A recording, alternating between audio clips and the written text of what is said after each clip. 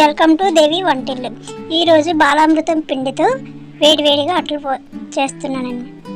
2 కప్పుల బాలామృతం పిండిని ఒక బౌల్లో వేసుకొని హాఫ్ టీ స్పూన్ షుగర్ని కూడా వేసుకొని 2 కప్పుల వాటర్ని కూడా వేసుకొని ఇలా సాఫ్ట్గా కలుపుకోవాలన్నమాట. అలా కలిపాక స్మూత్గా ఎక్కడ ఉండలు లేకుండా కలుపుకొని ఈ విధంగా వచ్చేటట్లు కలుపుకొని తర్వాత పొయ్యి మీద కళాయి పెట్టుకొని ఇలా అట్లు అనేది పోసుకోవాలన్నమాట. పోసి తర్వాత ఆయిల్ని కూడా వేసి కొద్దిసేపు ఉంచాక అట్లని తిరగలేసాక 2 మినిట్స్ ఉంచి తర్వాత తీసేయాలి. వేడివేడిగా అట్లు రెడీ.